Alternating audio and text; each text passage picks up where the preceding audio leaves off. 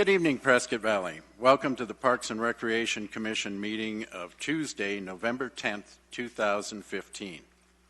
Kathy, can we have a roll call? Commissioner Freer? Here. Chairperson Brinkman? Here. Vice Chairperson Tissot? Here. Commissioner Fallman? Here. Commissioner Trovini? Here. Okay, for the agenda, we're going to move item 9A up under 5D. So we're going to move that up under the announcements. And if that's okay with everybody, do we have a motion to approve the agenda? I'll make the motion to approve the agenda with the stated revision. And a second? I'll second it. All in favor? Aye. Opposed? And that carries. Then we have a approval of the October 10th, 2015 regular meeting minutes. If everybody's had a chance to review those, can I have a motion to approve them?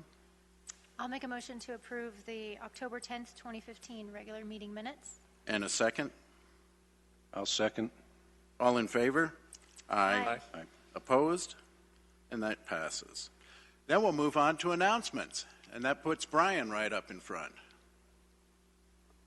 Thank you, Chairman Brinkman. I'll just run through the host of the different announcements made available through the Parks and Recreation Department. Starting that off first is a public ice skating opportunity. This will take place with our opening for the season on Thursday, November 26th. That happens to be a wonderful Thanksgiving holiday, so I hope everyone can come out. Our open session will be from 11 a.m. until 1 p.m. This is a free admission opportunity, so this helps us kickstart the season, get everyone acclimated to the skate season. You will be able to review our proposed, let's say, 45-day schedule. It'll carry through about middle of January, and it'll get you in. Now, again, free admission is free admission. If you are still in need of a skate rental or any of those other items that are available, you will still have to go through and make payments as far as figure skating or hockey skates for that. If you're in need of the skate aids or any of the helmets, we'll make those provisions available to you. And we hope everyone can come out and join their Thanksgiving holiday with us.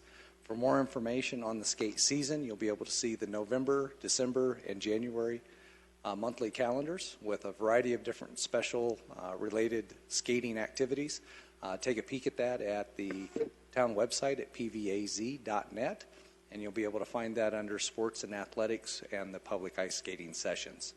In addition to that, you'll find information on ice skating lessons if you're interested in that. We work with our instructor, Ms. Sharon Plush, there at the Event Center, and there's information as it relates to that as well, too. We always see a lot of appreciation of the ice skating. It's a very popular activity, so we're kind of glad to see this kicking off. And how many days did you say we were going to have? We're anticipating that period starting on Thanksgiving and carrying through about mid-January for us.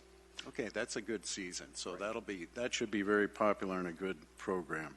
Most definitely, and we're very thankful that our partners over at the Event Center are able to work with us in developing that operational calendar. And next we have Festival of Lights and Create-A-Tree display. Yes, sir. Friday, December 4th, we invite everyone to be able to come out and enjoy the Festival of Lights. This is a lighting of the Civic Center campus and a roadway there at Lake Valley. We have a ton of activity and folks that are able to come out. Our event starts at 4:45 with our Coyote Springs Choir that'll be performing, followed up by the Bradshaw Middle School Choir. Our mayor will welcome everyone. There will be a fabulous children's story time with our community partner, and that will be Miss Marnie Ewell from the Prescott Valley Chamber of Commerce.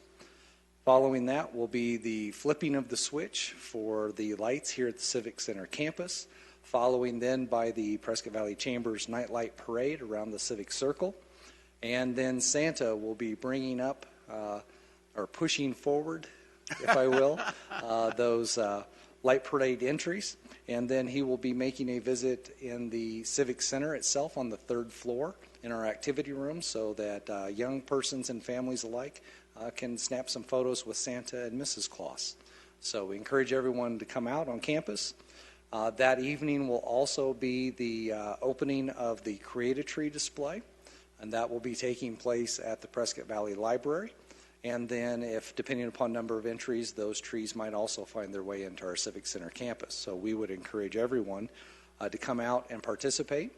If you do have a group, an organization, neighborhood organization, or any folks like that that are civic-minded would like to come out and enlighten, we have an event called Create a Tree. This is a fabulous way during the winter months to show your community and civic pride in decorating the library and civic center, highlighting your business, school, or organization. We're looking for those groups that want to share their artistic flair. You'll see a couple of entries that are displayed here on this illustration. The one on the left is the Ace Hardware display. You notice that they have used ladders to simulate their tree and a variety of different decorations exhibiting their business. On the right is the Country Western Swing Association and their interpretation of a tree, showing again their highlights, also advertising their operations for the year and their different concerts that they have. So fantastic opportunities for folks. We've had automotive groups that have come in. We have different school organizations, middle and high school. Teen Library here participates. And of course, the Parks and Recreation Commission and their friendly competition with the Arts and Culture Commission as well. So we look forward to everyone coming out. Right now, I believe we have about 12.5 entries already in. We can go up to 50 total entries, so let's fill this place up and have a very fun and festive environment kicking off our Festival of Lights here at the Civic Center campus. Well, this is always a very popular event. So when is the deadline for entries? Deadline for entries, I believe, would be December 1st in receiving those. The actual application form can be downloaded off of the town website via the Arts and Culture page. And the exhibit will start on December 4th and continue all the way through January 3rd. The variety of trees and the ingenuity that goes into them is just amazing. It's a lot of fun to go out and just look around. Most definitely. And we encourage folks to come out because this is a community participation event, and the tree that receives the most event will receive the prestigious Arts and Culture Commission Tree of the Year Award. So, the photos with Santa, is there a charge for that? There is not, as the event is entirely free. There is a application via the Prescott Valley Chamber of Commerce for the light parade, so encourage folks to visit the chamber website and download that and get those entries in quickly. Beyond that, we'll also have all of the entertainment listed. There's no charge or admission for those things. And then our youth organizations, Boy Scout and Girl Scouts, will be on campus. There will be mistletoe sales as well as cookie, hot cocoa, coffee, those kinds of things, of course, with the proceeds benefiting the Girl Scouts and Cub Scouts. Sounds good. Okay, let's move on to Polar Bear Splash. Yes, sir. Our Polar Bear Splash will take place on Saturday, January 2nd at Mountain Valley Splash Aquatic Center. This is a fun time when all of those, let's say, temperature-challenged folks may not feel the norms of the wrath of Mother Nature that time of the year, and they jump right into the pool. They are collecting a variety of prizes that are kindly donated from a variety of different sponsors in our community, and they jump right in there and claim those prizes via their selection, swim around in the pool, have a fantastic time entertaining all of us that are in attendance. And you will see up above on the photo display here, we have a variety of different activities, one of those being the ice cream eating contest. So we encourage everyone coming out, enjoying the variety of different activities. There is a duck race. There are fun games, activities, crafts all throughout that 10 a.m. to noon period on January 2nd. And then prior to that, we also have a community pancake breakfast that morning. So come on out, enjoy yourselves, but please put Saturday, January 2nd on your calendar for Polar Bear Splash. And this year it comes earlier, January 2nd. Usually it's a little bit later. So well, typically depending upon how that first Saturday falls. Yeah. And so next year we might find some challenges in the calendar. Okay. Look at me. You're in the pool this year. Let's move on to Valley of Lights. Before we do that, I apologize. I've entered one little quick slide that did not make the announcement list here, and that is our winter volleyball leagues are underway. For registration, we have a co-ed, a women's, And then in a secondary co-ed program on Thursday evenings, enrollment is $150 per team. Games are played between 6 and 8 p.m., and those games will start on January 4th. The league will run January 4th all the way through March 7th, and registration closes on December 7th. So we encourage everyone to take a peek at that on our website. Registration can take place via the website at pvaz.net on our Rec 1 program, or you're more than welcome to stop by or visit our offices. And if you do have questions, feel free to contact Miss Jessica Compton at 759-3093. How big are those teams? Oh, sometimes they're 6'6". Or no, that's a basketball. We're talking about volleyball. No, those volleyball folks can get pretty doggone tall too. But for those that are height challenged like myself on the volleyball court, we get in there and have a great time with it as well. This is a mix of, again, co-ed or women, and 6 folks on a team. 6 to a team. Okay. Very good. Thank you. Okay, then we'll move on to the Granville Park proposal, Unit 6, that we moved up on the agenda. Yes, we can do that. Before, just information in regards to the 16th Annual Valley of Lights is on display. That will be starting on Thanksgiving, November 26th, and then continuing out the season. So just encourage everyone to come out there. Fantastic partnership with the Prescott Valley Chamber of Commerce and having their display hosted in Fain Park. So again, no cost for the display, but donations are very much welcomed and appreciated, and they can be made at the conclusion of your tour throughout the display. Buzz will be standing at the end with his can looking for a few bucks. Most definitely. Okay, then on to Granville. Yes, my apologies for that little interruption there on slides there to throw us off kilter. Tonight, we have an opportunity that is being proposed to the Commission for their consideration and review. This is coming from Universal Homes and its developer, Mr. Joe Contadino, who is with us this evening. He's traveled up from the valley to be with us and help answer any questions in review of this. What we are looking at is an opportunity to develop a 33-acre parcel. This is at the frontage of Santa Fe Loop and Glassford Hill. So at that intersection, and presented to you on this illustration is that opportunity for your review and consideration. Ultimately, staff is recommending the opportunity, if you would like to move forward for your action and consideration tonight, for a January public session, participation session, in regards to meeting with the residents of Granville and the community as a whole in regards to development opportunities for this park and the Commission's recommendations for conceptual guidance to Mr. Contadino and his development team of Olson and Associates. So with that, I will be happy to answer any questions the Commission has, as well as Mr. Contadino, if you have any questions of him in regards to his proposal for us this evening. It does meet it helps the developer go through the requirements that they have in regards to open and park space in meeting that requirement of development through the Granville area. And so we're very excited in regards to this opportunity and, again, answering any questions that the Commission has.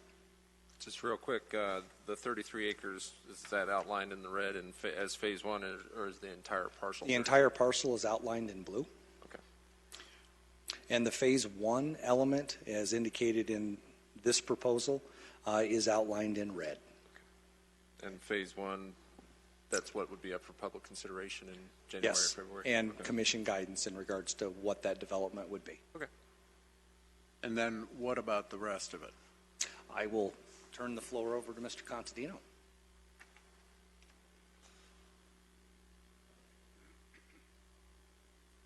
Mr. Chairman, Commission members, my name is Joe Contadino. I've been the developer of Granville. In our development agreement originally with the town, we were required to dedicate 60 acres of land for either parks or open space. And as we've gone through, we've done a number of pieces, and we wind up, we're more than halfway through the development, and we have about a 30-acre requirement.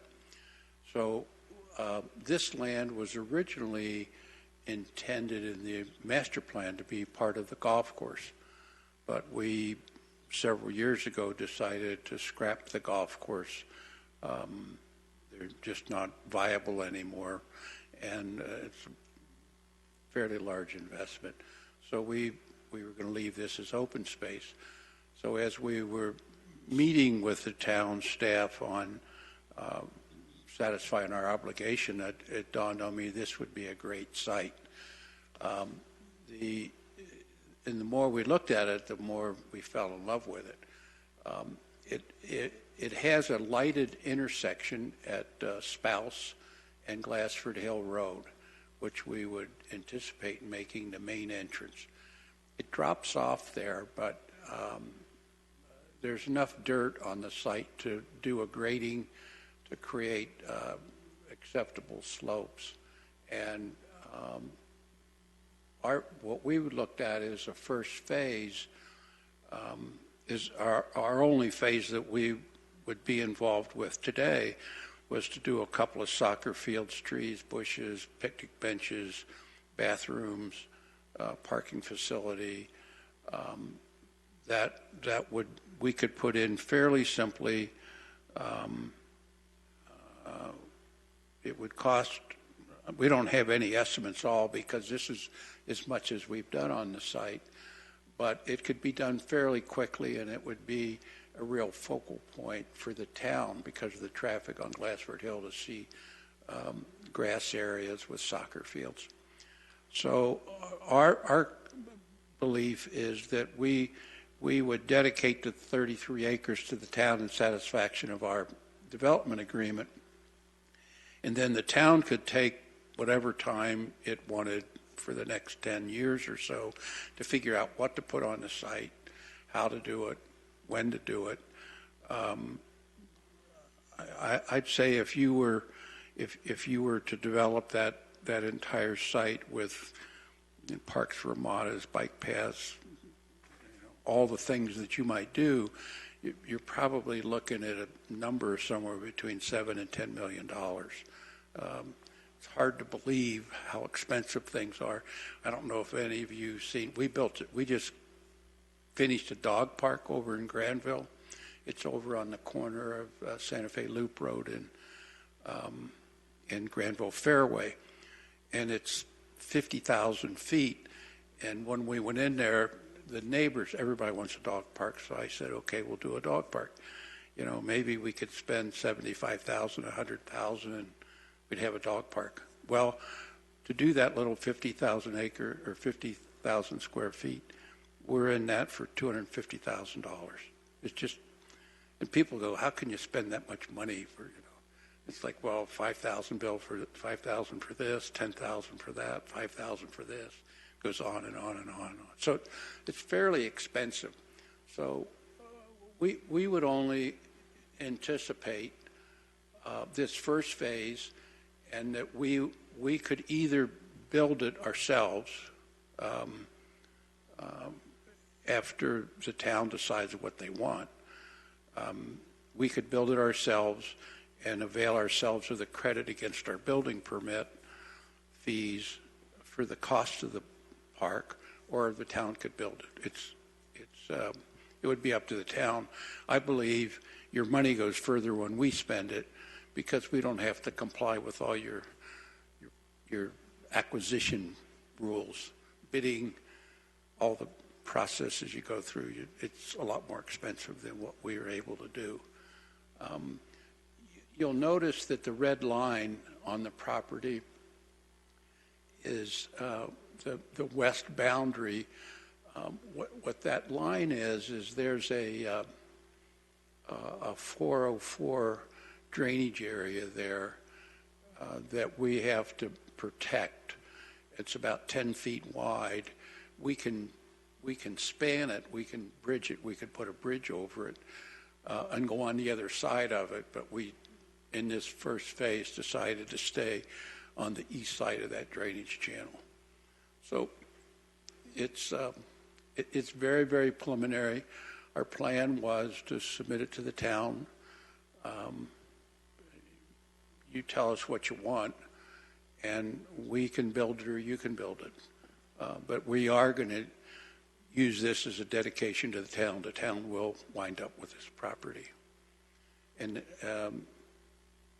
from here, we'd have to get some input about what specifically goes in there, and then we'd have to set about creating a land plan, getting specifics on access, the road in, the parking lot, the bathroom, all the facilities. So that's pretty much it. It's pretty simple. We're not capable of doing a whole lot. Well, thank you. In looking at this, I can see this parcel might have a lot of potential. We look at a lot of criteria. We look at water conservation is huge for us. So when I see the initial soccer fields, I'm saying, what are those soccer fields going to be made out of? How much water is it going to take? Where's that water going to go? So a lot of things. However, on the other hand, we always need more playing fields. You know, the teams come to us and say, give us more playing fields. So that's something that we certainly could look at. But we also like community input. So the idea of scheduling a community forum in January, is it, Brian, or February? Either one of those dates that you have as your regular scheduled meetings would work, as long as it also would work for Mr. Contadino. I would say that would be the good starting point. Get some input from the community, the people that are living there, see what they like, and go from there. So I would defer to Joe.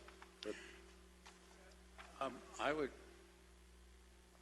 guess that maybe it would be up to you that we go with what we have and work off of that. As if we start to, as soon as you start planning this, you start nailing down things that maybe somebody comes in and doesn't like. So if you're looking for community input as to about what they want, we can basically start with this plan and go from there. I know there was concern. I think if you look at that, there's parking up on the top, right at the intersection is the way they designed the parking, and then had a road going down. The parking can move down to the bottom of the hill. You could just make a road down to the bottom of the hill and put all the parking on the bottom. Bathrooms go on the bottom. You can almost put those anywhere. So it really is an issue, I think, at this point for the town to decide what do you want to see on there. We were pretty simple in creating grass fields and picnic benches and tables and barbecues and trash cans and trees, shrubs, a real kind of a gathering place. But it doesn't really make any difference. I think that's really a good starting point, but I would like to hear what the residents of Granville see there. We're talking about one phase here, but in essence, you're giving the town and Parks and Recs 33 acres. So I'd say let's see what they say. Maybe they like this. Maybe they have some other ideas. We know that people have different ideas, and we know that ultimately we will have a chance to discuss it and look at all of our criteria too. But I think it's important to give people a chance to give us input. So I actually have a question. So I see the layout here, and our conversation tonight is about this, but I'm wondering, is there an option B, or is this it? Is there an option B regarding the additional park requirement, the acreage that you have to meet within your subdivision? So is there an option B, or is this what we get? In terms of the 33 acres? Yeah, exactly. We have other acreage that we could use. This is the most usable. Okay. That's accessible, Okay. that people can use. It can be graded. the requirement in our development agreement was merely stipulates open space. Okay. We have some pretty unusable open spaces that are never going to be used. They're permanent open space that we could use. This has the most people accessibility. Okay, great. So the criteria we're looking at in finding this allocation is accessibility and the ease of turning it into usable space versus this That's open correct. space that is not usable. Okay. We started working on another piece that had usability. It was a drainage channel over on Granville Fairway. And after we worked on it a while, it's like it didn't have good accessibility. It was tight, it was deep, had a flat area when you got on the bottom, but it wasn't really accessible. And if you go out there and look, it slopes down. It's sloping down from Spouse, but that is very usable in there, all the way up, actually all the way up to Tuscany. It doesn't have steep slopes in it. You might notice too, there's 2 well sites in there that the town already owns. I think, if I understand this correctly, that the whole 33 acres would come to the town, and then Universal would develop the first phase and then use that against their building costs or permits, or the town could go in and do it themselves. So basically, they're giving you the property and then saying, if you want, they can do phase 1. Correct. Yep. And so, back to your question, Commissioner Tissot, Joe's exactly right. I think there was a proposal of actually 3 separate parcels. This is the one exactly from the standpoint of accessibility that was most conducive for recreational purposes. Commissioner Brinkman is correct. This would be that phase of development. There is potential for continued phased development available to it, but for the town to bear and through that process because there are going to be limited development impact fees available for this phase of development. And so that process that you're asking for, Commissioner Brinkman, in regards to input, not only from the commission but staff, and getting that understanding of cause effect. If we're going to put athletic fields down there, there's going to be a cause effect as it relates to the development of parking, restrooms, those kinds of things, and any other amenity that may so be chosen to be put down there. I think last Thursday you heard comments from Councilmember Grossman in regards to the potentials for handball courts as amenities to be added to our inventory. So that could be a potential for conversation here as well. So I think, again, all of us will come to the table with a variety of different ideas. We need to find out which ones are the best fit. And then we also need to be looking at it from the aspect of future phase developments, depending upon what might possibly be a good use plan as it relates to this particular site, too. The drainage channel that runs through there, are there any regulatory agencies involved with that drainage? As long as it's not altered, we are perfectly fine. But if there is any alteration of that, you will be going through a major review process that will more than likely be denied anyway. And would Correct, yes. and adding the, say, soccer fields with potential drainage into that channel that is not natural drainage, would that be?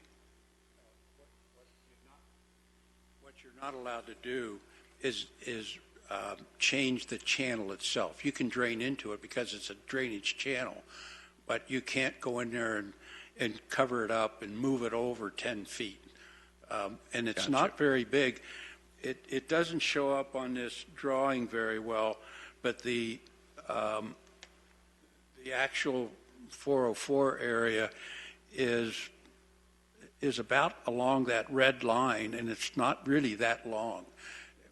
The way that works is when you first start your development, we have a engineer go through and identify all of the 404 areas where there's flow, and that we go through a process of trading with the Army Corps of Engineers. We're allowed to use those spaces, but we have to give other spaces. So it's this big trade-off, and you wind up with some spaces you say will never change. they'll stay that way forever. So that's what that is, and it's probably only 300 or 400 feet long. So it's not a huge thing, and I'd have to check, but I think it's not more than 10 feet wide. It's just a. And does that just end then at Santa Fe Loop on that side? Or is there a drainage under the road? Or? No, it's right where it shows up on the That's map. it. Okay. It doesn't go anywhere. It's kind of hard to understand why things work this way, but that's just the way the 404 permits work. And once you get it all done and approved, then we're not allowed to change or interfere with the flow and the channel that they've identified. And it can start here and stop here and then start down there and go down there. Real quick, what road is that off to the south there, the southerly ro- boundary? The road to the south is Tuscany Way. Anyway, and would there be a possibility for access off of that at some point? Actually, there's access today. The town has access. There's a road that doesn't show up on here very well, but it's a dirt road, hard-packed Well road site. that goes from Tuscany Way, and they service the well sites from that road. Oh, yeah. And if I'm just see going off from memory here, it kind of gains in elevation as it goes south, correct? It goes up, yeah. I have a question. The two well sites, are they included in the 33 acres? No. The town already owns them. The town already is. So then we would have to go around those two sites. Well, the Do you have deed, any idea how large those sites are? They look like they've got to be about an acre or more. I think they're both, I'm not positive, but they're both fenced in, and I think the Yes. fences are on the property lines, but Okay. I can't swear to that. All right. Okay. I have a question about the current infrastructure would be sufficient to support the traffic flows in and out, or would there have to be an additional traffic flow study before any kind of development? When we go construction through can start? the entire plan review and all of those things, we'll go through that full process with all the varied departments participating. So this will go through Public Works, i.e. to Commissioner Freier's question as it relates to coming off of Tuscany Way or those kinds of things. We'll be able to review and look at those elements and be able to give the necessary feedback. Thank you. Some of that would also be, as Mr. Contadino was talking about, at the light in regards to how would that parking lot work there as opposed to maybe being down the hill and impact there as it relates to Glassford Hill or Spouse, those kinds of things. So it'll be all of that process, and we'll have all of those appropriate folks reviewing those plans. And just from my standpoint, I'd like the commission to keep an open mind on the possibilities of use on this. A lot of people see open space, unusable land. I see an opportunity for a great trail system in there. That's my opinion, and my opinion only, but something that the community could use, and it could be a gathering point for local kids to use after school, high school teams that could use it. Just my opinion and my experience that it's something this community sorely needs. And Is that's another thing that we look at, of course, is maintenance. When we're putting in facilities, do we have the staff and the equipment to maintain it? How difficult is it? So that'll be part of that review, too. Most definitely. And that's part of the fun of conceptual planning. So So I have another question about the boundary, the blue lines on the boundary. Backing up to the homes, is there a border between the land and the homes? How does that work? Okay, so the elevation shifts that significantly. Okay. Okay. And that level. Okay. right. And then as most of these developments, they also are fenced as well. Okay. Yeah, but there is a dramatic elevation change.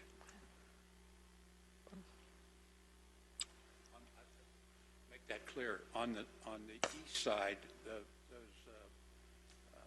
patio homes are 30. As you go on the other side of the road, they on the west side, those vary. They could be 15 to 20. They're not as high as the patio homes, but they are higher. what will be to the north of the patio homes? It looks like there's some open space there. Before the parking lot, the concept of the parking lot, see the red, blue dashed line? What's happening right in there? This is an old photo, and all of those homes in there are now either complete or under construction. Okay, so it is homes. They're Okay. I think I was looking today of this whole development. This photo is maybe 3, 4, 5 years old. In this development, there's only one building left to pour the floor. The rest of them are all beyond that. Okay, thank you. Are So, there any other questions or comments from the commission? No?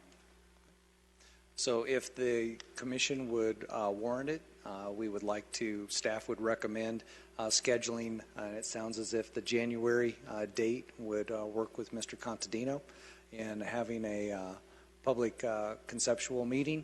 I believe Mr. Contadino could be able to help us with his newsletter via his association. We'll work with him in regards to that announcement. I know our community development department can also give us some direct mail addresses as it surrounds that particular property, and then we'll also continue with public outreach in regards to participation during that event. If that's the case, the action that staff would request would be scheduling a 6 p.m. Commission meeting for the January date for the sole purpose of introducing the Granville Unit 6 park and gaining concept ideas to be able to move Phase 1 development forward. Sounds good. For what it's worth, our homeowners, if you ask them, they've been beating on us for the dog park, so we took care of that, so you don't have to listen to that. And the other thing they've been beating on us is pickleball courts. We converted 2 tennis courts to pickleball. That is the thing these days. So I hear the same thing up in our community. Pickleball is the thing. yeah, all of a sudden, Yeah. Well, thank you for presenting this to us. Thank you for coming up. And it sounds like we'll be seeing you in January. Thank you very much. Okay, let's move on. Our next item is the department updates. And we're going to start out with Brian. Well, my apologies for not being able to be with you last month. I was out of town. World record for a quick meeting. Yes, most definitely. So that's outstanding. Kudos to Gold Stars for my staff in regards to leading that charge and doing those things. But I think you'll see some of my work that was done. You'll see a little bit later in here in regards to playground proposals for your review and action this evening. But beyond that, I am more than happy to answer any questions you have concerning my report as the administration division or any of the other divisions for the department as a whole. Is there any questions or comments? I didn't see anything that caught my notice, so if there is and you think of it later, feel free to contact Brian and he will be glad to answer that. Okay, with that, we're going to move on to the chairperson's report. And I just want to mention that let's see, I have a copy of it here. We presented our annual report to the town council last week. And it's kind of great to get the annual report out. And it's an opportunity for the council and everybody, our staff and the town to see what type of opportunities there are in Prescott Valley.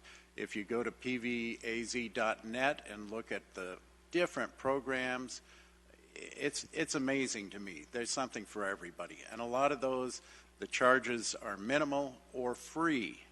We'll have a lot of free things. Correct. And I would like to point out for those folks, especially that support this community and specifically our department and the variety of different services, the thousands of dollars that added up either through voluntary efforts, in-kind support, or direct cost contributions to the activities and services through Parks and Recreation is rather outstanding. Another one of the elements that I presented to the council via that annual report is the simple fact of the economic impact that this department provides to the community. Examples of that were 4 athletic tournaments, 2 softball tournaments, and 2 soccer tournaments. Each one of those represented about $180,000 apiece in direct spending, with the possibility of economic impact of just a little bit over $400,000 each. So multiply that times 4 just for those 4 tournaments was roughly around $1.6 million plus. So we are working for the citizenry. The citizenry is working for the town. And I think that's an awesome relationship to be able to show. And 2 of those tournaments were in partnership with our sister community, the city of Prescott, which is outstanding in regards to showing regional cooperation and participation.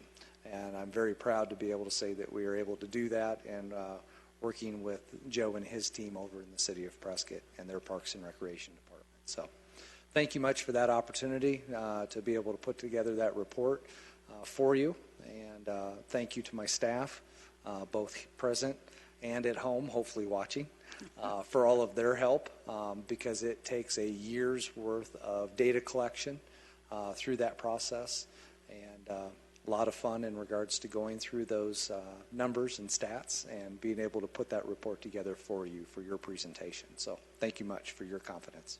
And thank you for the hard work to the staff and yourself, Brian. And special thanks to Ron and especially Michelle for getting up in front of council and making the presentation. She's a skilled orator and has my vote. Continue to do that year after year. Outstanding. I'll second that. Hey, now. But the annual report is really an important tool, and I know you gather information all year long in that, and you've developed a lot of tools to feed that.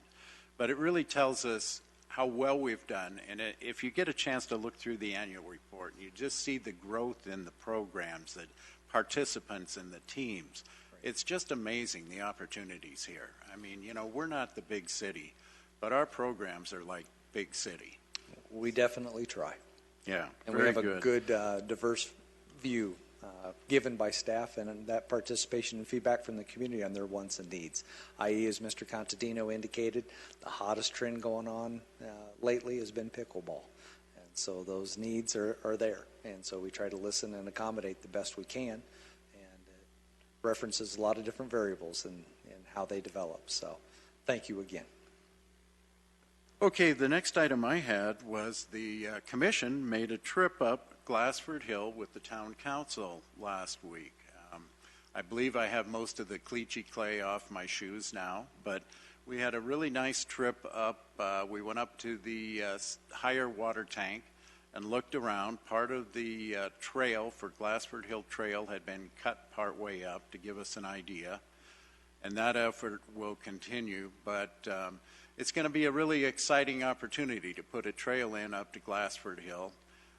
Our part of that will probably be limited. We'll be able to give some advice, maybe help with the landing up on the top and some signage, but I'm not sure what else we'll be involved in because this is not a park. So we do trails in parks, and this will be public works for the most part. Right. And they are under construction right now.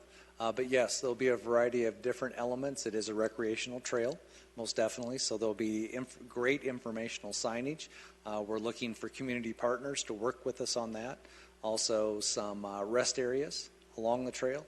And as you indicated, the landing up on top, which we have to go through a design and creation process there. So we'll be having a lot of different fun elements to be able to work on and put into play for the benefits of all of our visitors to Glassford Hill. So I wasn't able to make that particular trip. Is there a time frame that's been established on this? As far as the construction timeline, it's going to boil down to budgetary as well as voluntary efforts through there. So once we expend those available funds to us, we'll get that determination. There's a lot of undiscoverables, if you will, as this is That's kind of a Star Trek-y thing. New territory that we're discovering there. It's an old extinct volcano. So as far as development goes, we'll be learning a lot as we go through that process. So to put a tight timeline to it, I don't think is a fair thing to do right now. Yeah. But our planning and our efforts in doing the research and the data collection that we'll need to do, as well as some of those conceptual designs and guidance that we'll be able to give, we'll be able to begin marching forward with that fairly soon. Okay. And you'll keep us updated on the Public Works progress? Most definitely. But just so everyone does know, it is an active site, so it's not available for public use. And until that announcement comes forward, we encourage everyone just be patient. And as soon as we're ready to go, we'll make that announcement. Yeah, there may be some areas up there that are much more difficult to cut through than others, so we'll just have to see how that goes. Maybe that's where the zip line goes, right? Dreaming big. Gondola ride. The But gondola ride. Brian Yeah, was yeah. talking That's about what it was. partnerships, and this trail probably will be an opportunity that we will have lots of partners. I think this trail is eagerly awaited. The view from up there is absolutely amazing. So I think a lot of people are going to want to come out and help us with this. Definitely. So it's kind of excited. It's taken 5 years to get the property from the state, Right. and so it's kind of exciting now. Anybody have any other comments that, no? Okay. The last item I have is we received a certificate of appreciation for the Healing Fields, Parks and Rec, and so I just wanted to show that, let everybody know. Brian does most of the work with that. He does a lot of work, actually, and it is such an impressive event. People come from all over and look at that and really get some healing. So thank you for doing that. You're welcome. I'm very proud to be known as a flag planter, so it helps take over my old farming skills. So we have a good time, and very proud to be able to work with Ms. Mary Mallory and the other volunteers, as that is a 100% volunteer effort that's out there, and being able to bring forth that opportunity for folks. So thank you. Well, thank you for that. Okay, moving on. Our next item is Tree Advisory Board business. Item A, Arizona Forestry Community Challenge Grant. Yes, sir. Staff has completed that application. It has been submitted and received by the Arizona Forestry Division. We will be notified in regards to the results of that application in December, so I'm anticipating in January we'll be able to give you that announcement.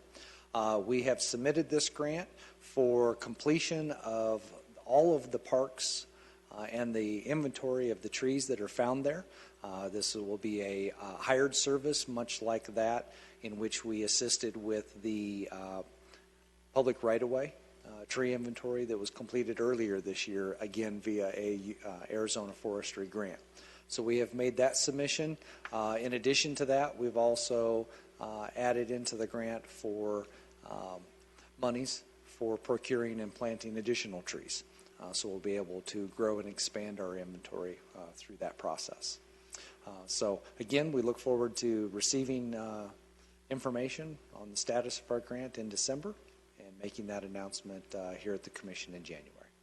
Yeah, we hope that comes through. We do know there are some trees that need to be replaced out there. So, okay, our next item is Tree City USA. Yes, both Tree City USA as well as our Growth Award, our recertification applications will be completed this month as they are due in December. So I'll be leaning on my trusty assistant over here to help me procure a number of the different components that are required for each one of those applications and being able to move those forward. I believe we will receive notification of that hopefully in February, early March, and we will be able to receive our anniversary award, which I believe it would potentially be 5 years on the Growth Award and 11 on our Tree City USA certification. So it's pretty doggone nice. That's correct. That's pretty nice. Okay, our next item is our 5-year plan update.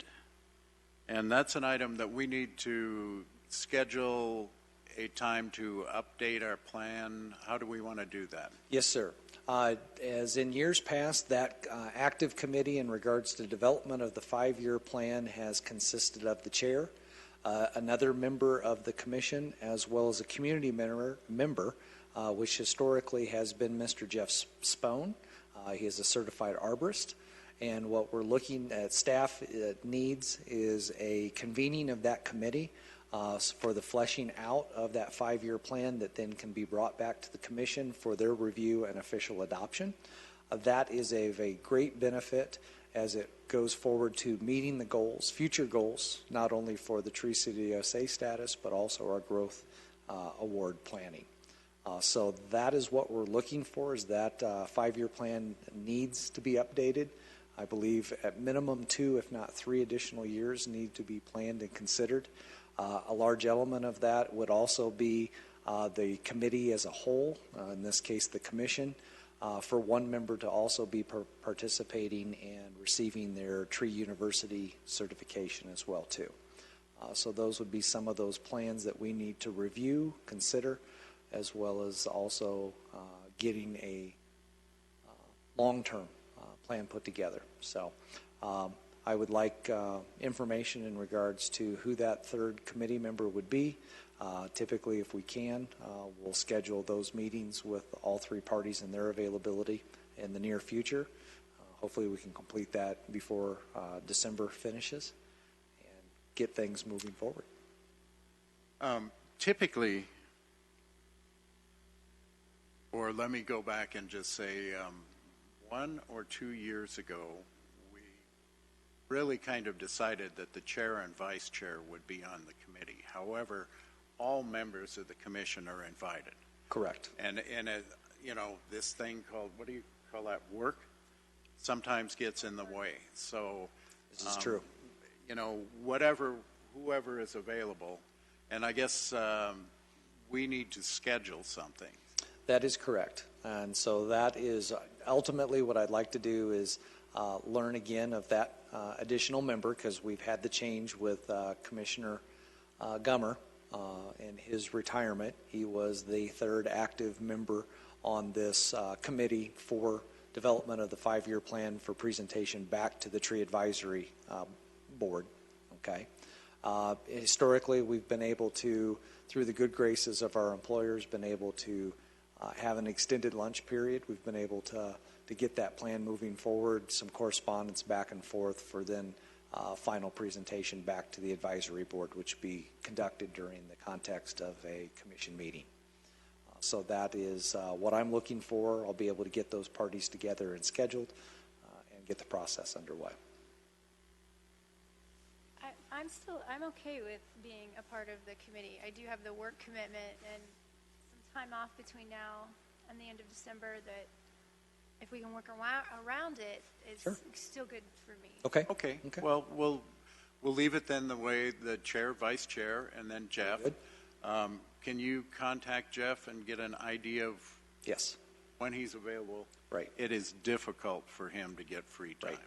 And that correspondence is out to Mr. Spone, so as soon as I have that finalized with some dates of availability, I'll share that with the 2 additional members, this being the chair and the vice chair, and we'll work to coordinate that and begin that planning process. Then we can bring it back and present it to the advisory board. The update is not complicated. I mean, we already have all of the categories, and it's just kind of deciding how we want to. That is correct. Yeah. We just need to put a little meat on the bones. Exactly. So let us know on that, and we'll Yes, be happy to. So thank you. Sure. we'll update the plan. Okay, our next item is under old business, and that's the capital project updates. Yes, sir. Unfortunately, our park supervisor, Mr. Grabluski, could not be with us this evening. He had some other circumstances that could not allow him to be here this evening. So in his stead, as we have at a number of different commission meetings, we've given you updates in regards to the progress on our capital projects. So Mr. Grabluski was going to present to you some of the acquisitions that we've made, as well as also a transfer.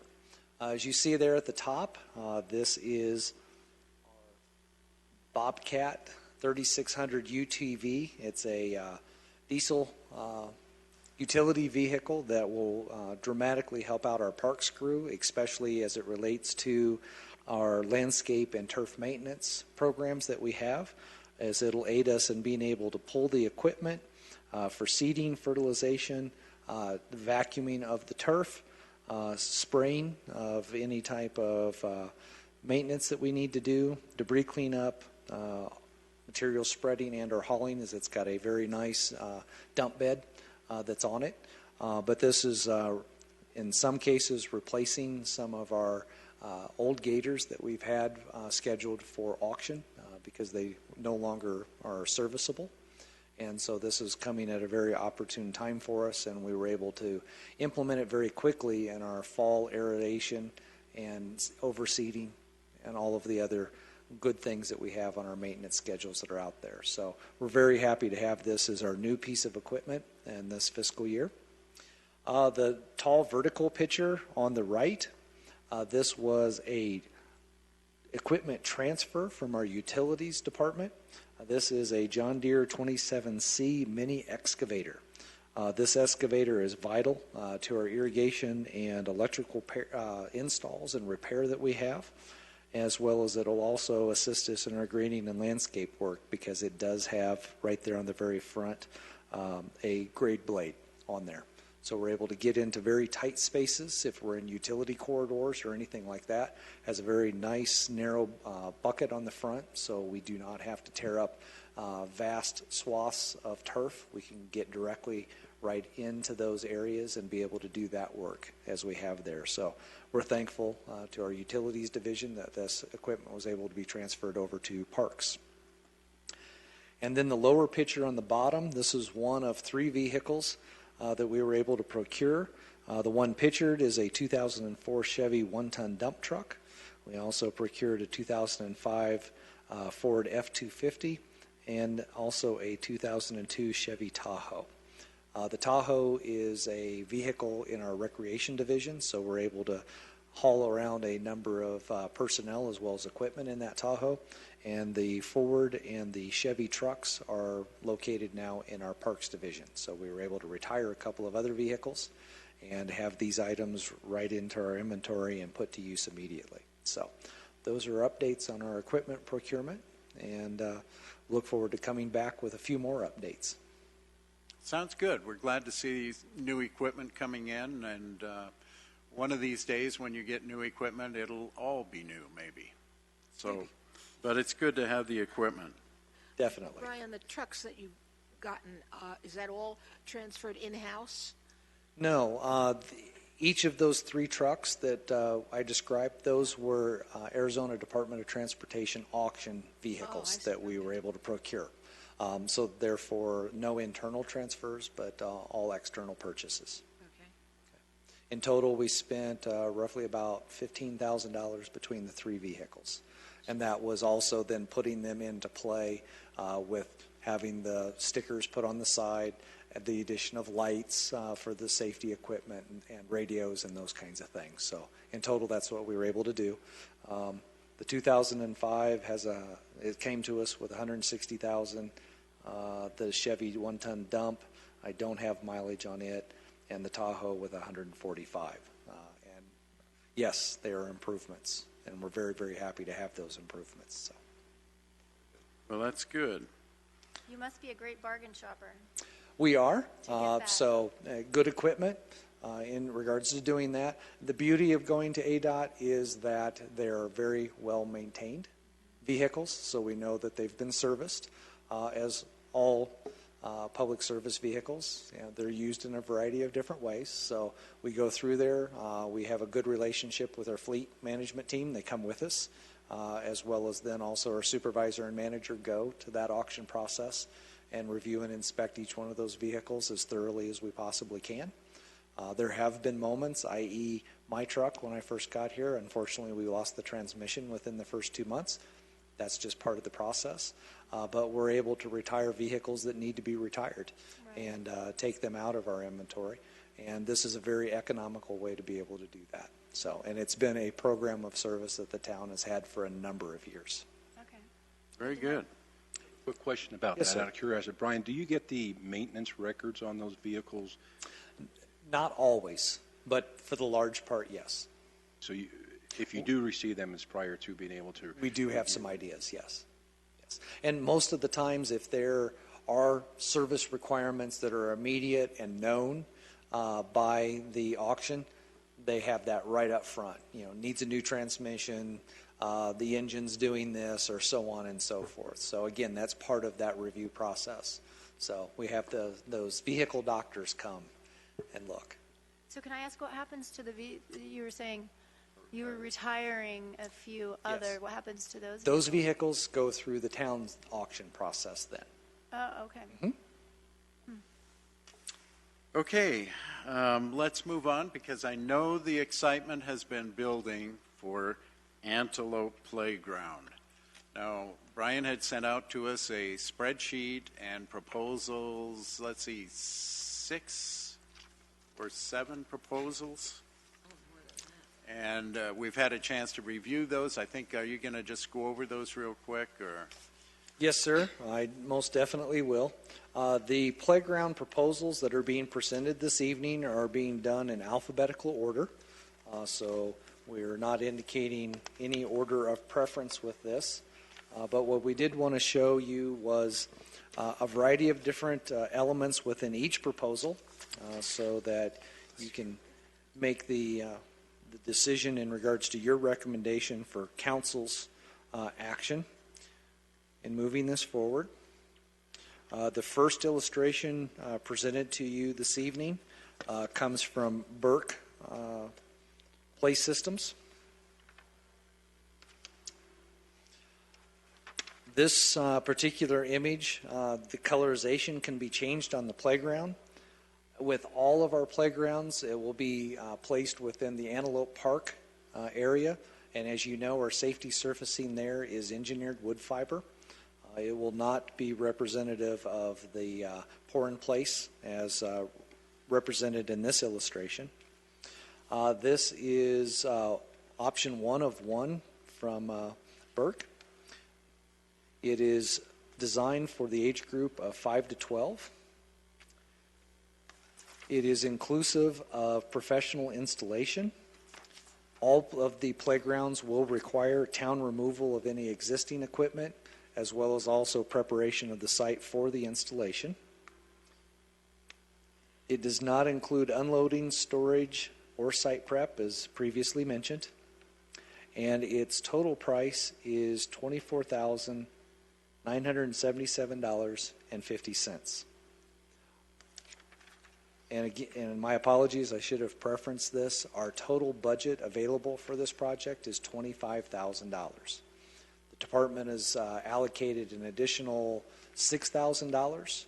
As you know, at that site, we will be making 2 cuts in the current safety surfacing containment barrier, areas, and we'll be connecting the 2 so that we have full utilization of this play environment. The play environment itself is 35 feet wide and approximately about 26 feet long when both of these areas are connected. This is a proposal that is only inclusive of the play equipment. It is not inclusive of any additional swings or other apparatus as was initially requested. Okay? And unfortunately, I do not have a layout of the site indicating what area that fits. Okay.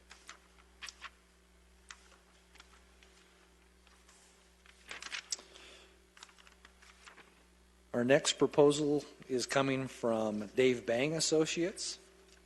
These are Playworld design options. Option 1 is an Eagle Summit Playground, again from Playworld, designed for ages 5 to 12. Option 1 comes with professional installation. The removals are the responsibility of the town.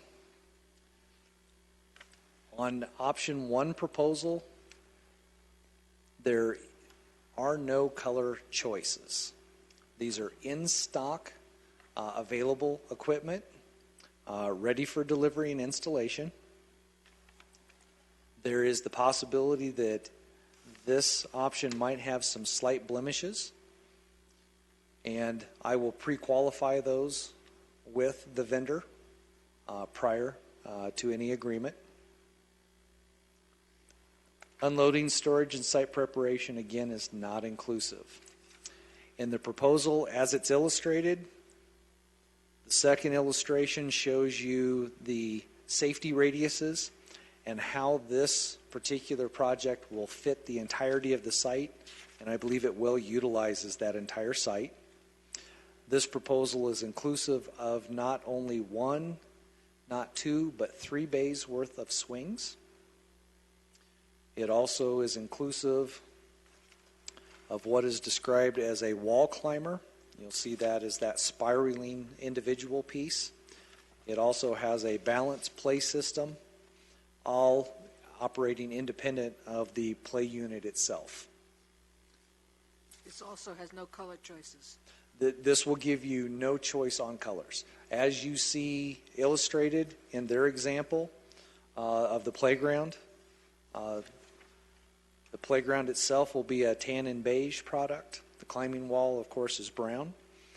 You'll have the orange and blue balance system, and your swings will be green, matching the main playground. Is the sidewalk/balance thing, is it rounded? It looks rounded. Yes, it's a rounded piece with a flat top, and each one of those color sections is independent. So it has that challenge play feature to it. And then those are little step-up platforms that you see in blue and red adjacent to it. Brian, in this option, this is the one where essentially you're getting the climbing wall free. Is that right? Yes, sir. Yeah, and that was, what, a $9,000 climbing wall? Yes, let me grab that real quick. You ask a very good question. With the Dave Bang proposal, the climbing wall is a free product valued at nearly $10,000 and being provided. And the colorization on the playground is considered natural, so it is that beige and green. The swings are green. It is a tangerine and cobalt blue with lime components on the sidewalk is what they term it as. And then the climbing wall was attached, and its colorization is a natural brown gray element there with its climbing pieces as well. All right. So that is option 1.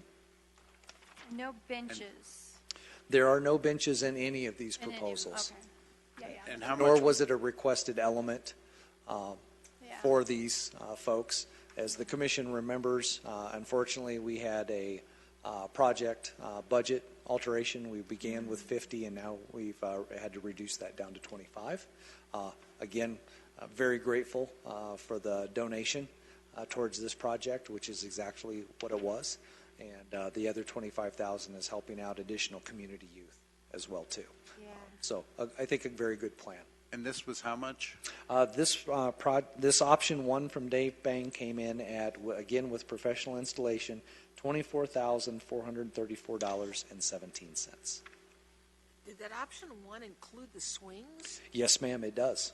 So it's that bottom picture that's, As you see it is exactly the materials that will be received. okay. Okay? And it is illustrated exactly the way the site will look. It'll be the one contiguous play area. How long is this price good for that they're doing this? Each of these quotes are good for, I believe, 30 days. 30 days. Right. Okay. And your recommendation tonight will go to council on December 3rd.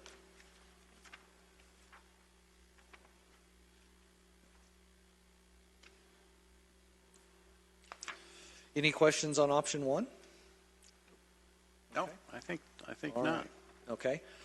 Option 2 also comes from Dave Bank. It is again the same elements of play with the exception on 2 different areas. Your swings are reduced from 3 bays to 2, and an additional component is added in. In the illustration, this will represent itself as the little webbed climber. This is known as a PlayWeb Lite. The product cost on that is $13,400.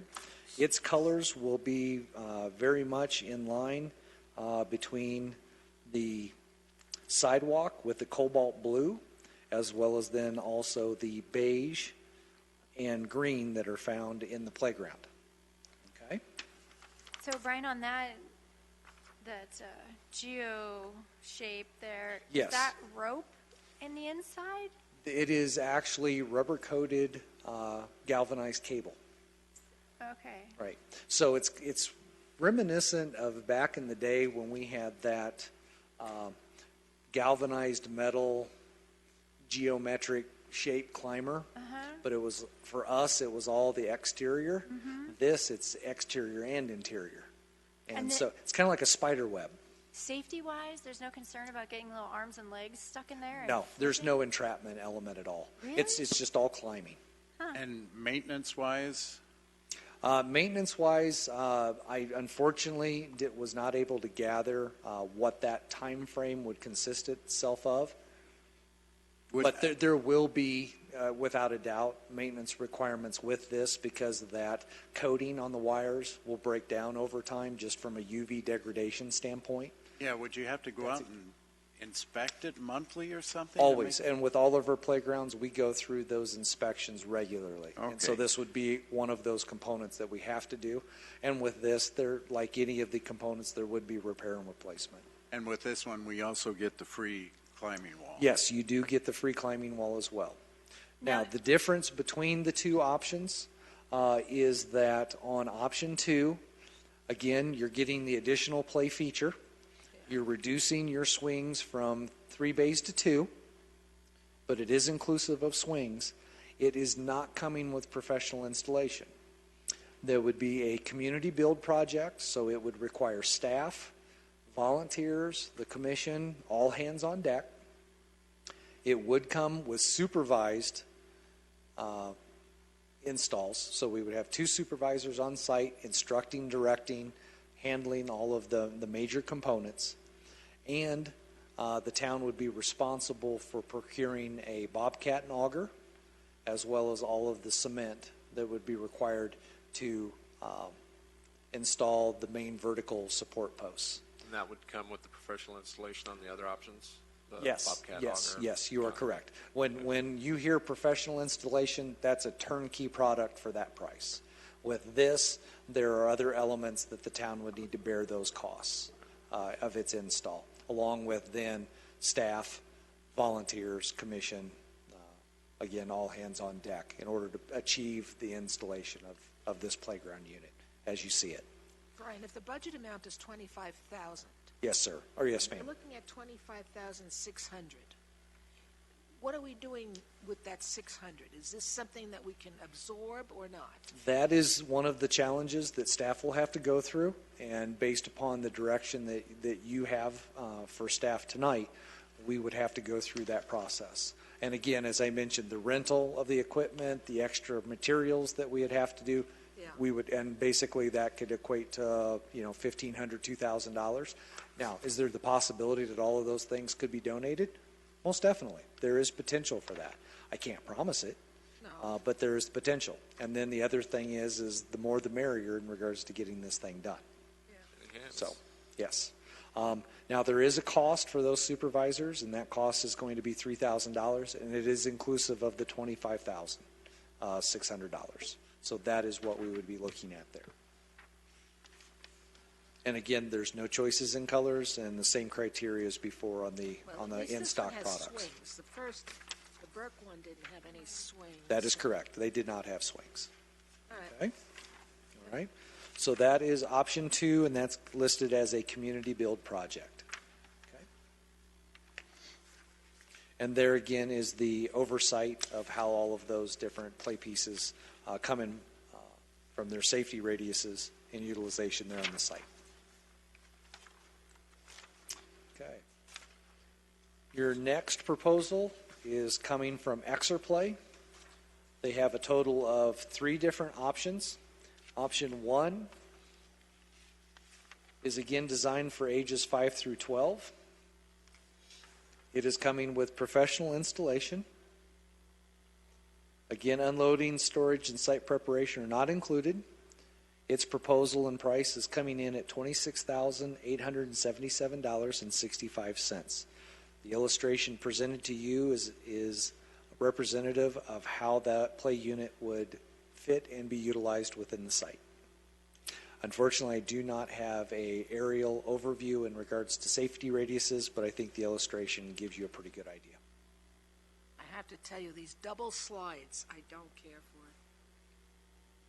I think they're a It problem. actually doesn't look like there's a great deal there. Looks pretty barren. Yeah. I like the couple of the elements, though. What's the blue? Looks like it's isolated on the foreground. What's that blue? Yes, ma'am. post? That is actually a sign.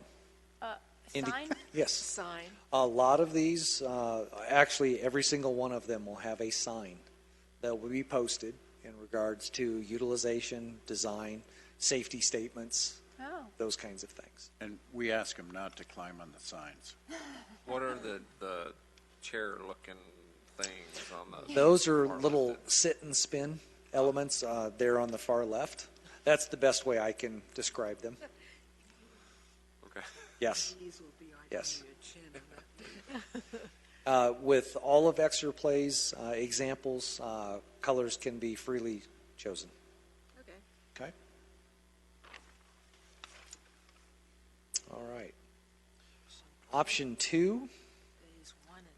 Okay. is coming to you as the opportunity for a phase 1 as well as a opportunity for a phase 1 and 2. Yeah, should we just say we'll disregard that one since it's 52,000? Well, it is an item for your consideration.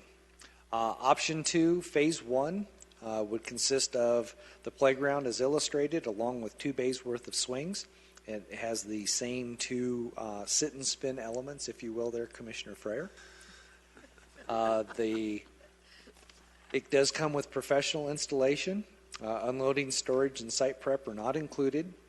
Its price is coming in at $26,704.81. And again, all colors can be chosen for this particular project. And that was the play area and the sit and spins, but not the swings. Swings are included. Swings are. Yes. So everything is illustrated there would be true. This illustration is representative, fairly close of option 1 in regards to how it would fit the site. So just to give you a more of an aerial overview of that one, it would come close to what option 1 represents as fitting the space. Now, as indicated, option 2 comes with a phase 2 opportunity. Phase 2 would represent itself in this illustration.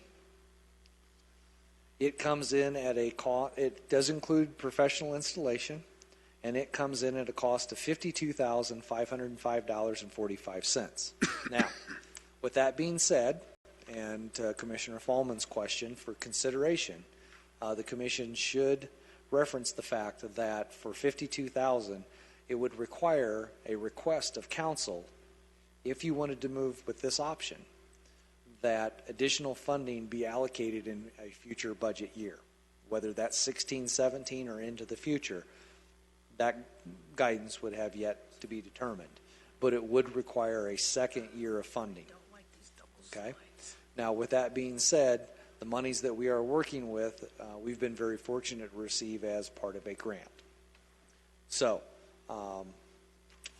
that it would be the consideration and recommendation that this commission would need to consider in moving that forward in order to fulfill what is illustrated as option 2, phases 1 and 2. Just as a comment from my part, I would just as soon pick an option and complete it and not be looking at a phase 2 in the future. We have a lot of things happening, and we never know where the money's going to come from. So to me, it's let's look at what we can do right now and then move on. Okay. Right. All right, with that said, we'll move to our next proposal. These are coming from Game Time. There are 3 recommended options for consideration by the council. Each of these 3 recommendations also come with a community build option for your consideration. The first is option 2. This is known as Mullins Cove. This gives you a representation of what the playground unit would look like. The next illustration shows you how that fits to the site. I will let you know that the 40-foot width is in reality really only 35. And the length on the site is 126 feet. And this particular unit is illustrated as fitting on a 40 by 56 foot location. So there's an additional 75 feet that would be unutilized. That were Site. just sitting blank, sitting empty in Yes, this ma'am. case. That is correct. Well, with the dimensions they have here, they have it crammed in there. Could they be Yes. rotated 90 degrees? It could Fill some of definitely that be space? rotated, it could be spread further out, but literally the full dimension you have, Yeah. you would need to take that into consideration. Not to be said that in future years you could add additional elements as you wanted to go through. But Commissioner Brinkman's point, the here and now is for your consideration as well. Okay? Option 2, again, is designed for 5 to 12-year-olds. It does come with the option of choosing either a community build or acceptance of a professional installation. Professional installation is coming in at $23,860.68, so definitely within budget parameters. Community build for option 2 would provide a $1,800 supervised install at a cost of $18,427.76. Again, for any of these community build projects, the requirements, in addition to the cost of the playground unit and its supervision, would be a bobcat with auger, a variety of different hand tools, as well as then also the cement for installing all of the vertical support posts. But the problem with community installation is, can we get everything together? Can we get the volunteers and do this? Because you look at the price they're charging just for supervision. Their people are not going to stand around waiting for us to do something. So Correct. I think professional installation is important in this. Right. Well, and again, that's the guidance and recommendation that this commission will give. And are they warranted or warranted? Yes, yes. Everything's fully warranted, and again, that supervision is coming from a certified playground installer. So we would meet all of those requirements as well. Okay. So those are option 2 opportunities. Option 4, known as Mountain Shoals, is illustrated here for your review. Mountain Shoals is also designed for 5 to 12-year-old age group. It is coming again with a professional install as well as a community build option. The professional install price is coming in at $26,847.91. The community build option is made available to you at a price of $20,655.33. Again, with all of the other requirements needed coming from the town as well, inclusive of the bobcat, auger, cement, et cetera, et cetera. And this is an overview of the site. It has the 35-foot width parameter, and as illustrated, it has fulfilled 66 total feet in length. So roughly right around 50% of the site is open and available. And real quick too, Brian, just on the community build front, with your experience, how does that day go? I mean, obviously we know many hands makes light work, but if you get too many hands cooking It in also- the kitchen, you get burned. This is true. Oh. This is very true. Wise. And so we'll definitely have to go through as best we possibly can if we're going to go through that community build process, learning who our volunteers are, their skill bases and abilities, and scheduling them appropriately as you indicated, there's a whole host of different things to go through. Our whichever option we choose and whichever vendor we work with, they will also provide us with that guidance in regards to how to develop our volunteer core and team, and then be able to properly implement them through that process so that we remove as much as that organized chaos out of the kitchen. Kind of like one of those weekend DIY shows where they crash the yard or whatever. Right. Have And- a foreman. Yes, yes. And again, that will be part of that supervision. Any of the game time, as well as the Exerplay supervisors, it'll be a party of one in doing that, as opposed to the Dave Bang options where it'll be a party of two that will be there to supervise.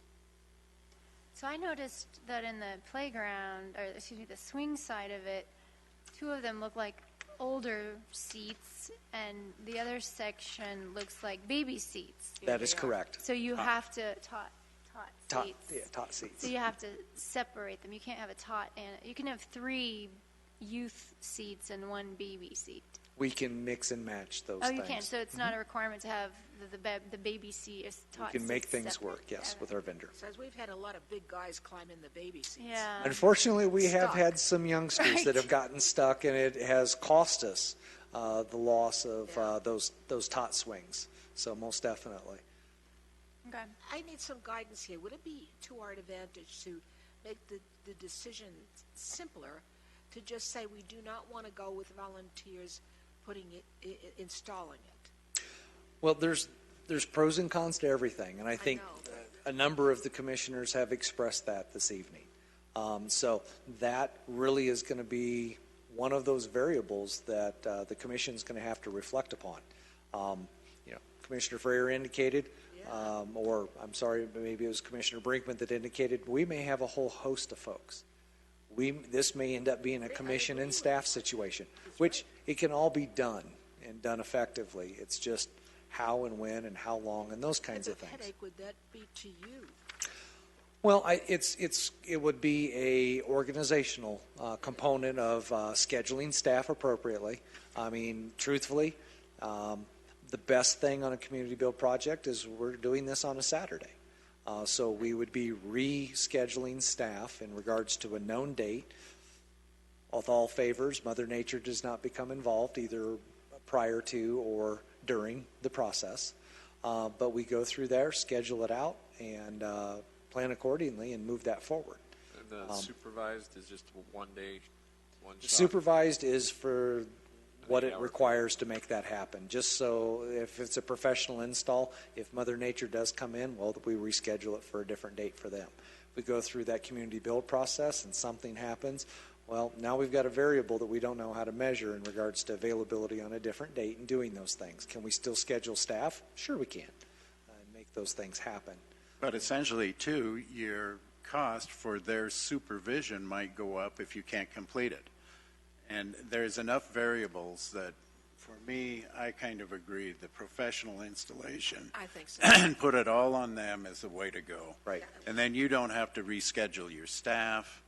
A variety of different things are going to come into play, I agree. being able I to agree. work with that. That's So I'm not saying that one holds more weight than the other because there's benefits either way, and each, depending upon which concept that you like, we'll need to dissect that further for you. So that would be the level of guidance that for conversation and direction tonight, determining which concept we like, okay, then what are the pros and cons within that concept?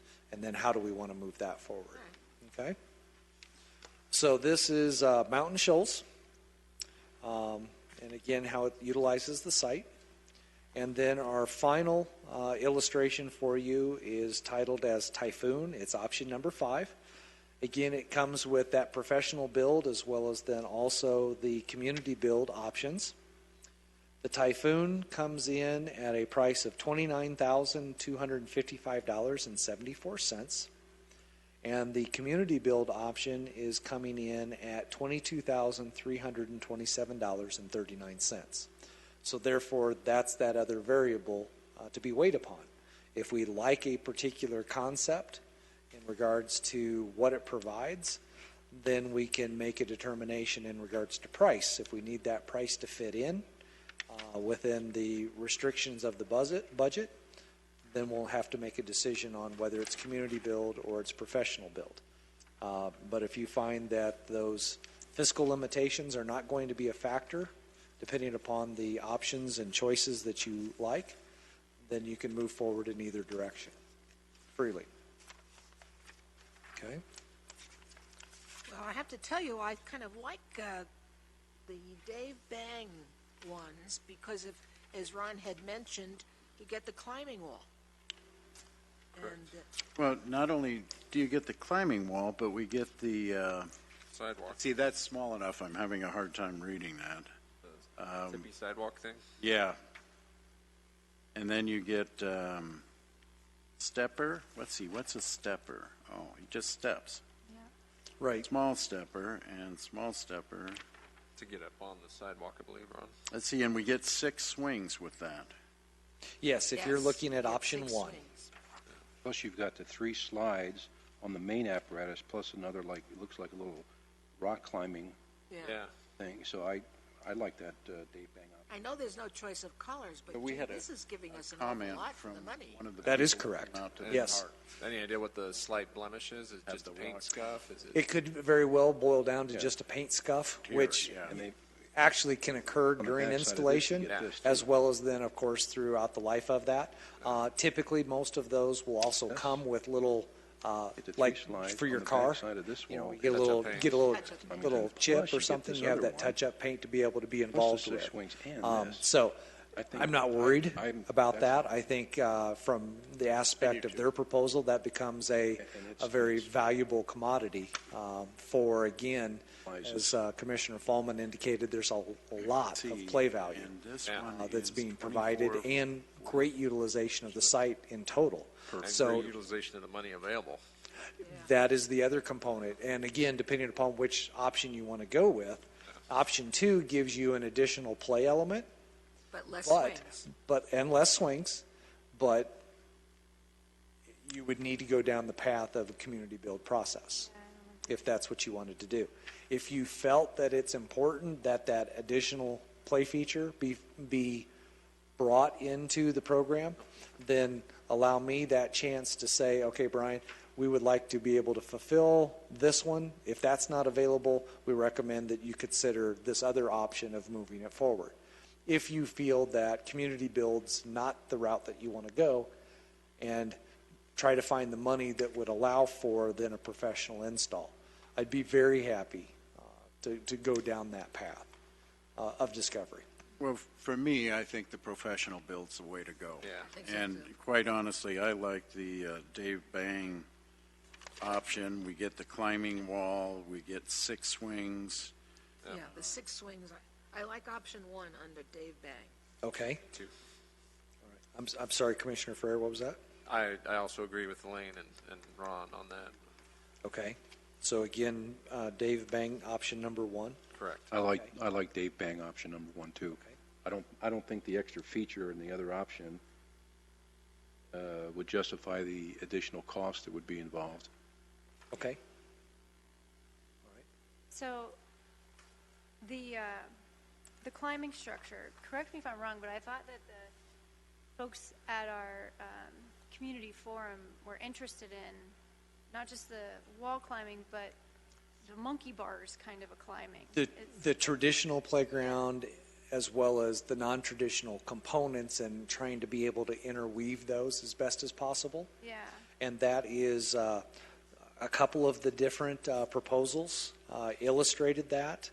As an example, only in the option 2, phase 1 and 2, do you see that coming from Exerplay? Right. But yes, you are correct in regards to The Dave Bang option could be found in either one or two in those variables, i.e. the climbing wall, and then most definitely an option two with the addition of the play web component. So, for me, I like the Mountain Shoals, number 4.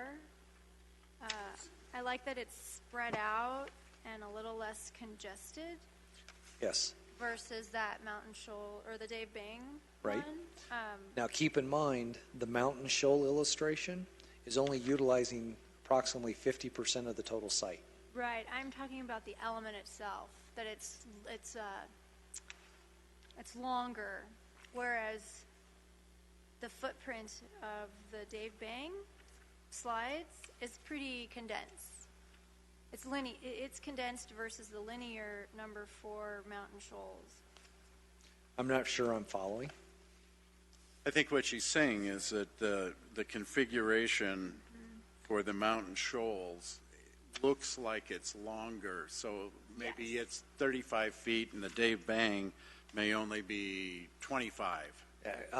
Dave Bang's illustration, if you were looking at option 1 and its aerial overview of the site, that is filling the 35 feet in width and the entirety of the 125 feet in length. I'm actually referencing the shape Just of the playground unit. itself. Yeah, so My apologies. This is sort of dense versus the other one is much Gotcha. linear. Gotcha. Where the slides are coming off. You know what I'm saying? Yes, So I yes. don't know if there's an advantage to that in a play setting with kids Mm-hmm. or not. The one piece that I do like about the Dave Bang is this additional set of swings, because I remember them saying yes, yes, yes to swings. Yes. Is there any flexibility in exchanging out like that little sidewalk for just simple monkey bars? That could be a discussion that we could have with them in regards to those costs Yeah. specifically. I mean, I don't know if that's Right. Specifically, as it $5,000, relates to the sidewalk itself, that component is approximately $1,600 and an additional $1,500 as it relates to the 3-step components. So in total, there's $3,000 there. So if there's another element that is in stock, which all of these items are, that would have to be a discussion with them. But trading it out for, say, let's don't do that, but let's bring in the play web, then we would be short of about $10,000 because that play web unit's a little bit over $13,000. so in today's playground manufacturing, they don't make just the simple little ladder that's horizontal, parallel to the ground with the slides. That's what I'm thinking of. Just Yes. super simple, Right. but would accommodate with that climbing aspect. And there could very well be. Okay. In this proposal, they're talking about in-stock inventory. Sure. And What's that's gonna going to be the be least expensive? correct. And that would be the challenge that we would have. Yeah. And then we're also altering a proposal as well, too. But Right. as long as it's still fit within the monetary component of their proposal or less, then yes, it could be an option for us. With the Dave Bang, when we look at the numbers, you're getting the rock climbing wall, the Right. $10,000 wall for free. Right. Yes. You're also getting a couple of roofs, which the other ones don't have. True.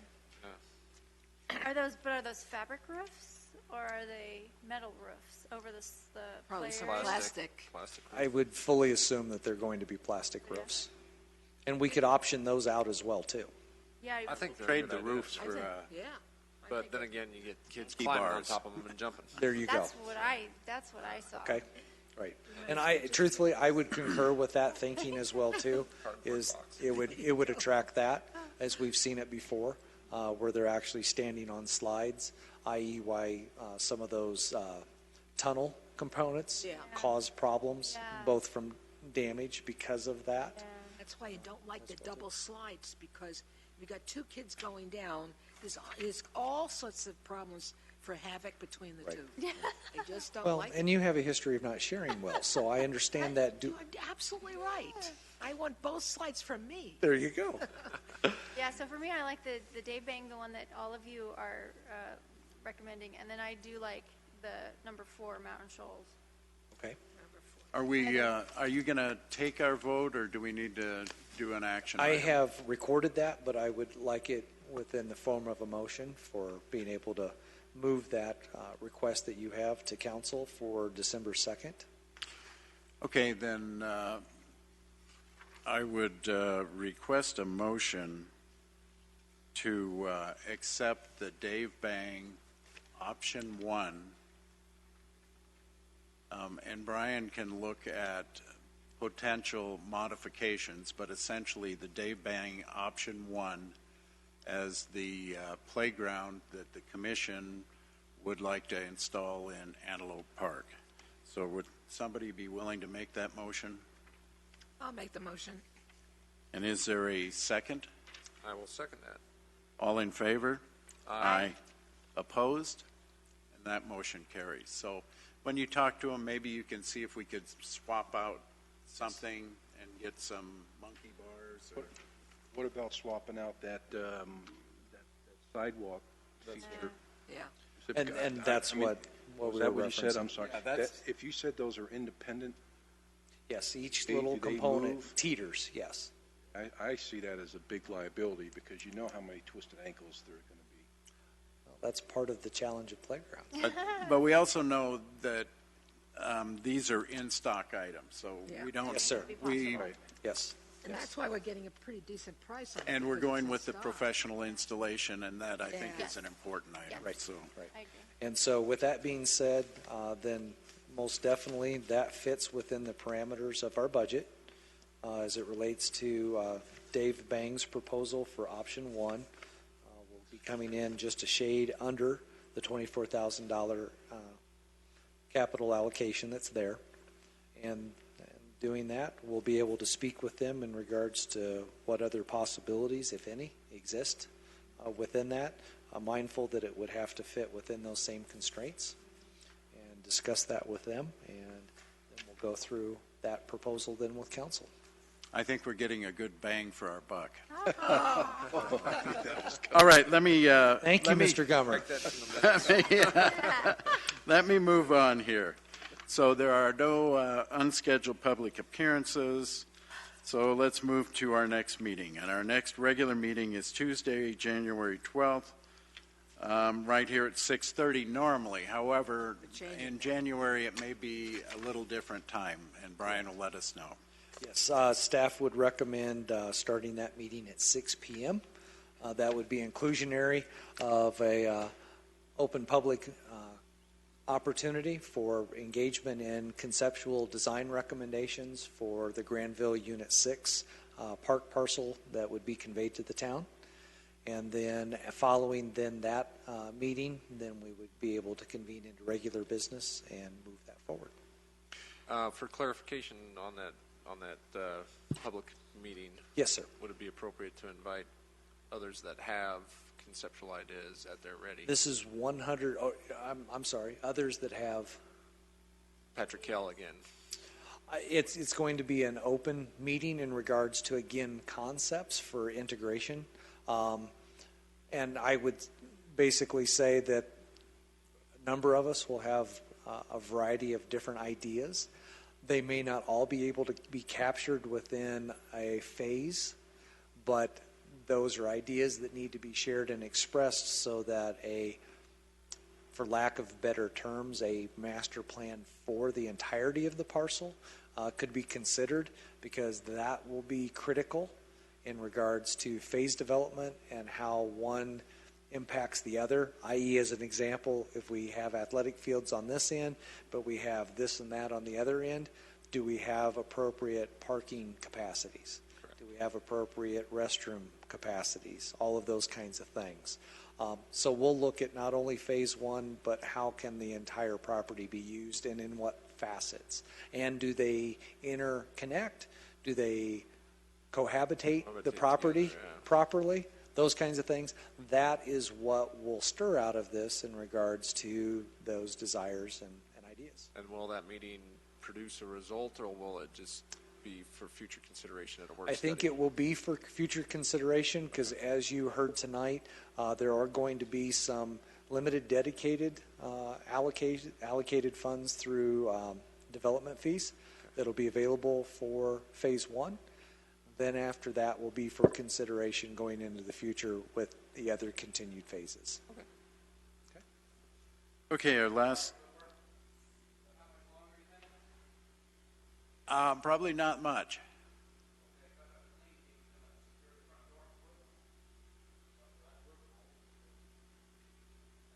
Our last item is work study meeting Tuesday, January 12th or February 9th. Yes, and in this case, I believe Mr. Contadino agreed that the January 12th date would work best for him.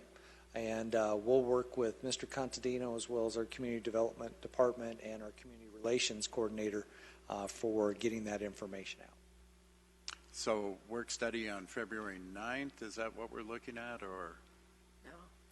No. No, in this case, we'd be looking at the work study for the conceptual okay. idea input. This is for the Granville. Correct. Okay. Yes.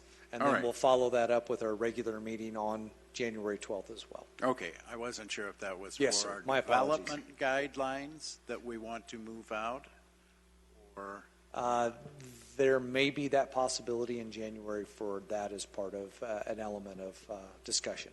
Okay. And then our last item Adjournment? is adjournment. Make a motion to adjourn? Second? I second. All in favor? Aye. And we're adjourned. And I guess getting kicked out.